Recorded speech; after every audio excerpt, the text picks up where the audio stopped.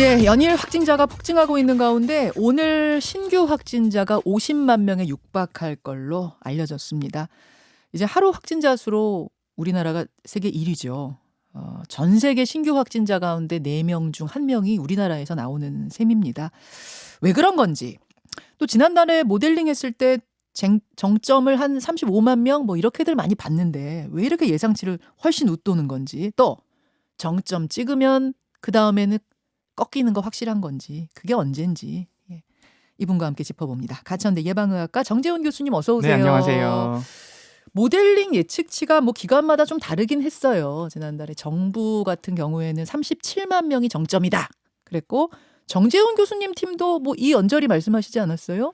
저희 팀 같은 경우에는 2월 초와 중순의 결과를 발표했었는데요. 네, 유행 정점은 지금쯤이라고 했고, 그 다음에 일평균 확진자가 한 30만 명 가까이 될 거다라는 30만. 그 정도 예상은 드렸었죠. 근데 오늘 50만 명 가까이 될 거다. 아직 뭐 발표는 안 났습니다만, 왜 이렇게 예측치보다 많은 거예요? 저희 유행 예측하는 사람들의 입장에서도 매우 힘든 시간인데요. 네. 근데 유행 예측이라고 하는 것은 두 가지 요소가 있습니다. 저희가 제시해드린 숫자는 일주일의 평균 값이거든요. 그런데 우리나라 같은 경우에는 요일에 자명한 패턴이 있고, 특히 수요일에 발표된 확진자가 일주일 중에서 가장 높거든요. 맞아요. 그 이유가 주말 효과도 있고, 그리고 음. 최근엔 하나가 더 추가가 됐는데, 아이들 같은 경우에는 학교 등교를 위해서 일요일에 진단검사할 것을 권고를 받고 있잖아요. 예. 그게 월요일, 화요일에 집계가 되고 수요일에 발표가 되는 것이거든요. 그렇군요. 네, 그런 효과까지 반영이 되면서 수요일에는 정말 높은 확진자가 나오게 되는 것이죠. 그리고 또 하나의 요소는 유행 예측을 한다라고 하는 것은 중요한 전제가 있는데요. 네. 지금의 방역 정책이 그대로 간다라는 전제가 있는 겁니다. 아하, 바뀌지 않고. 네, 그 다음에 방역의 완화가 계속 이루어지는 것은 실시간으로 그 결과가 모형에 반영이 되어야 되는데 그 정도까지는 어렵거든요. 그런데 지난 2달 동안 있었던 변화를 조금 생각을 해보면, 사회적 거리두기도 이제 11시까지도 연장이 됐고, 네. 그 다음에 사회적 거리두기도 감염자의 숫자를 줄이는 데 영향을 주지만, 그것보다 더 중요한 것은 자가격리, 역학조사 이런 것들도 숫자를 줄이는데 큰 영향을 주는데, 그게 이제 완전히 없었잖아요. 없어졌죠. 네. 네, 그런 영향들이 중복이 되는 데다가 진단검사 정책도 바뀌었고, 이런 것들이 다 확진자의 숫자를 높이는 방향으로의 변화인 거거든요. 그런 모든 변화들이 다 중첩돼서 이번 주에 나타나고 있다, 이렇게 보셔야 됩니다. 자, 그럼 다시 예측할 때 정점은 얼마쯤이 될 것 같습니까? 정말 너무나 어려운 너무 어렵죠. 질문인데요. 예. 그런데 저는 지금보다 이제 한 일주일 정도는 정점 구간에 돌입해 있을 것으로 생각이 들고요. 일단 기간으로는 네. 지금이 지금 돌입했다고 보세요. 지금은 정점 구간에 이미 들어온 상태이고요. 들어온 상태고. 저는 다음 주 초반 정도까지는 최정점을 지나게 될 것으로 예상은 하고 있습니다. 예. 지금 생각을 해보면 하루에 50만 명 가까운 확진자면 전 국민의 1%가 확진이 되고 있는 거거든요. 매일. 맞아요. 그런데 우리나라의 진단검사 체계라고 하는 게 전체 감염자 중에 좋게 보면 절반 정도를 찾아낸다라고 평가가 되거든요. 그럼 네. 지금 하루에 50만 명이 나왔다 치면은 실은 100만 명일 거라는 100만 명 정도의 감염 규모가 매일 진행이 되는 건데, 그렇게 치면 일주일이면 10% 이상이 감염되는 정말 빠른 속도거든요. 네. 그렇게 되면 다음 주 정도가 된다라면 다음 주에는 감염될 수 있는 대상자의 숫자 자체가 계속해서 줄어들게 되는 겁니다. 그러네요. 네, 그런 영향 때문에 정점이 과학적으로 오는 것이거든요. 예. 그래서 저는 다음 주 후반 정도가 되면 그래도 어느 정도는 감소까지는 기대할 수 있다라고는 생각을 하는데요. 그런데 문제는 감소의 폭이 우리나라는 다른 나라처럼 빨리 올라갔다가 빨리 내려가는 형태가 아닐 거라는 겁니다.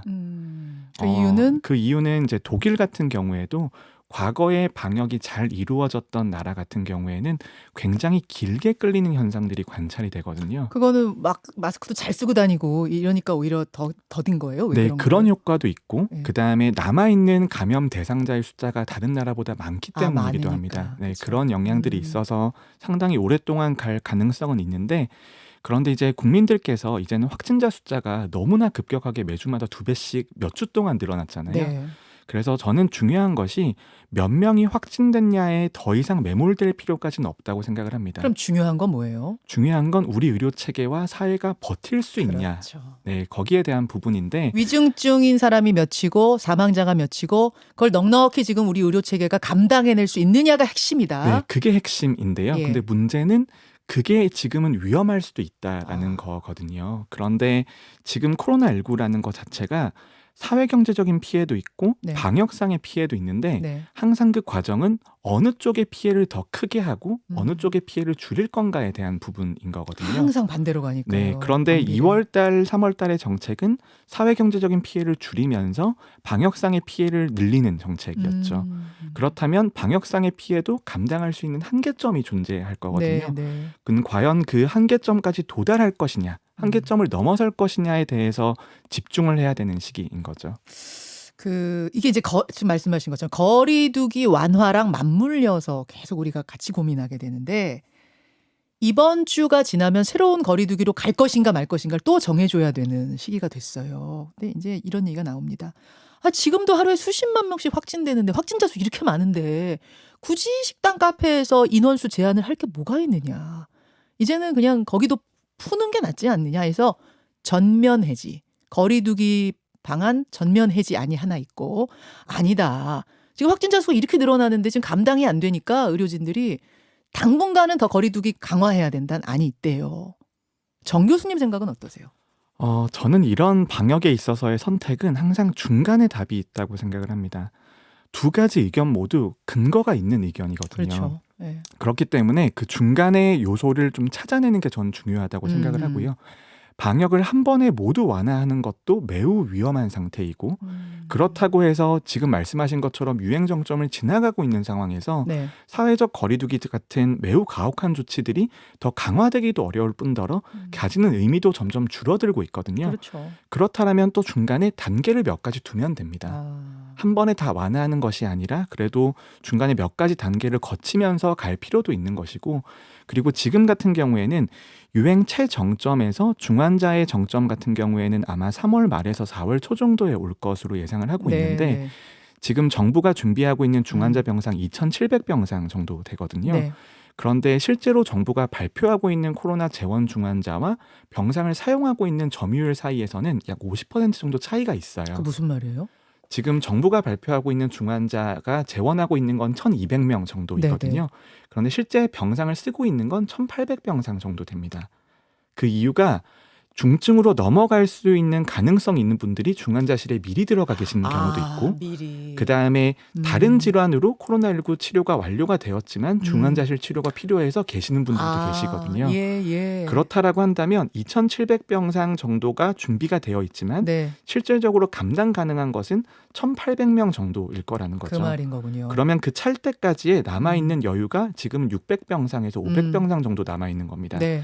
그러면 앞으로 2주, 3주 정도 중환자가 더 증가한다라고 했을 때 네. 그걸 감당할 수 있겠느냐에 대한 부분이 있어서 지금은 어차피 저는 4월이 넘어가는 순간부터는 대부분의 방역 정책은 의미가 없어질 거라고 생각을 합니다. 네, 유행 정점이 이미 지나가 버렸기 때문에 그때부터는 의미가 없는 거죠. 자, 그럼 정리하자면 4월 넘어가면 방역이 의미 없을 만큼 이미 정점 지나고 네네. 굉장히 많은 수의 국민이 이미 한 채 네네. 생기고 4월 완전 해지를 지금 사실은 당장 검토한다고 하는데 그럼 4월부터 거리두기 완전 해지는 뭐 생각해 볼 수 있고 지금 당장 그러니까 다음 주부터는 조금 불안하다 그 말씀이세요? 네. 그렇습니다. 전 중간에 어느 정도의 완충지대가 있는 게 가장 안전한 방식이라고 생각을 하고요. 지금 정부가 유행 정점으로 올라가는 순간에서도 방역을 계속해서 완화를 해왔는데 네. 그거는 방역상에서 위험 부담을 감수한 결정이었거든요. 예. 근데 더 이상의 위험 부담을 감수할 필요까지는 있겠느냐라는 게 제 의견인 거죠. 지금 의료 체계 여력에 한계가 왔다 이렇게 호소하는 의료진도 계시던데 정 교수님도 현장에서 그렇게 보세요?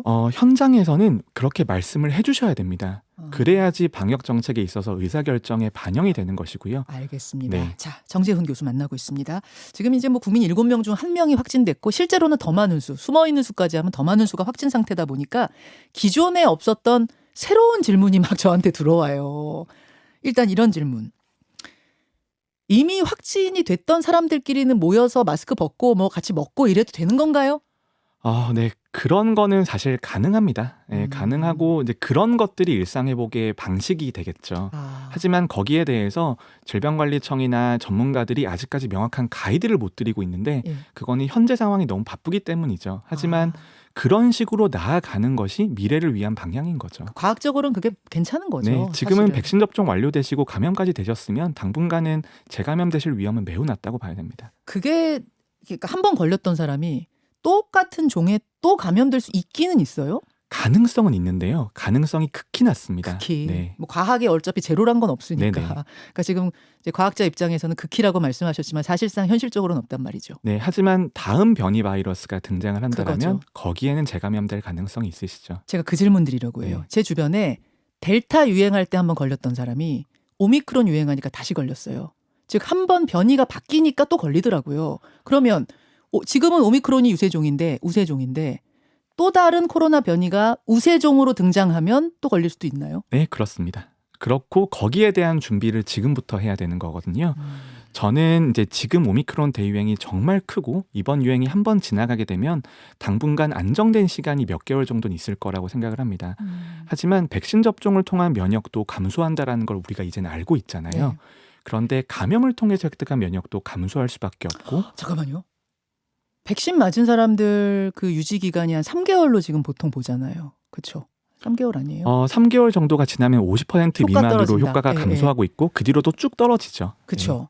근데 저도 확진 한번 됐었거든. 저처럼 자연 면역 체계가 생긴 사람도 시간이 지나면 효과가 떨어져요. 네, 효과가 감소하는 측면이 있고요. 얼마나 그럼 버텨요? 그거를 아직까지 정확한 데이터를 모른다라는 게 가장 큰 문제인 거죠. 그리고 아까 말씀하셨던 것처럼 새로운 변이가 등장을 해서 네. 변이가 많이 이루어진다라면 그 감염을 통해 획득한 면역의 효과도 더 떨어질 수밖에 없는 그렇죠. 상황이거든요. 새로운 변이 등장하면. 근데 그 시점이 과연 언제일 거냐. 그리고 그 새로운 변이가 우세종이 되는 시점에서 사회적 거리두기를 하지 않기 위해서는 지금 사회에 어떤 준비가 필요한가. 이런 논의를 지금 유행의 정점이지만 지금부터 시작을 해야 되는 거죠. 지금은 새로운 변이가 막 등장해서 걱정할 정도 수준 아닌 거죠? 걱정할 수준까지는 아닙니다만 스텔스 오미크론이라고 부르는 BA2라는 것이 우리나라에서도 우세종으로 다시 한번 되고 있거든요. 그게 지금의 유행 규모를 조금 키우는 역할이기도 하고요. 하지만 이제 이런 변이가 계속해서 등장한다라는 것은 너무나 자명한 사실이라서 안 올 경우는 없다라고 보셔야 됩니다.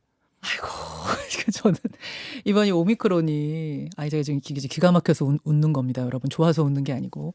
이번에 오미크론이 이렇게 온 국민 다 한번 휩쓸고 지나가면 전 이대로 이제 끝나나 보다 하는 솔직한 희망이 좀 있었는데 또 완전 새로운 변이가 또 등장을 또 한참 몇 개월 후에 한다면 그럼 또 이럴 상황이 생길 수도 있다는 거예요? 하지만 그래도 긍정적인 전망은 있는데요. 첫 번째는 뭐냐 하면 코로나 바이러스 같은 경우에는 반복해서 재감염되면 중증화율이 극심하게 낮아지는 것으로 되어 있습니다. 그래서 과거에 감염 기록이 있다라면 네. 그 다음에는 정말 감기처럼 지나갈 수 있을 가능성이 높아지는 것이고요. 그게 바로 말하는 계절 독감, 계절 감기처럼 지나간다 뭐 이런 거예요. 근데 저는 계절 독감과 비교하는 거를 정말 좋아하지 않는 편이긴 한데요.